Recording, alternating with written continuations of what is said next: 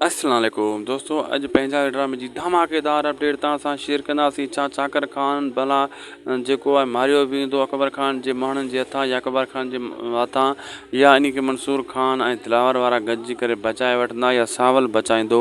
आख़िर या चाकर खान इन छोकिरी खे हितां वठी बलोचिस्तान जे पहाड़नि में वञी लिकंदो जीअं पापनगर में मनठार लिखियो हो। आख़िर छा थींदो छा न थींदो, सॼी कहाणी ॿुधाईंदासीं इन नंढिड़े वीडियो में। हिन खे आख़िर ताईं ॾिसंदा ऐं थी सघे त असांजे यूट्यूब चैनल उदासी टीवी खे ज़रूरु सब्सक्राइब लाइक शेयर कंदा। हलूं था जी नेक्स्ट एपिसोड जी पूरी अपडेट जे तरफ़। दरअसल दोस्तों, चाकर खान कामयाबु थी वेंदो तो निकिरण में। मंसूर खान बि उनजी हेल्प कराईंदो ऐं दिलावर खे बि ॿुधाईंदो ऐं पंहिंजे माण्हुनि खे बि घुराईंदो ऐं चाकर खान जे पूरी हेल्प कंदो। ऐं इहो जेको आहे मंसूर खान ऐं अकबर खान हिते नाकाम थींदो। फ़िलहालु ॾेखारियो वेंदो हेॾे होॾे भॼ कुता मुता बि तव्हां ॾिठा आहिनि, घणो जंग पटींदा पहाड़ पटींदा, पर चाकर खान हितां फ़िलहालु निकिरण में कामयाबु थी वेंदो। दोस्तों, ज़बरदस्त सीन तव्हांखे ॾिसण वटां अचण वारे एपिसोडनि में मिलंदा।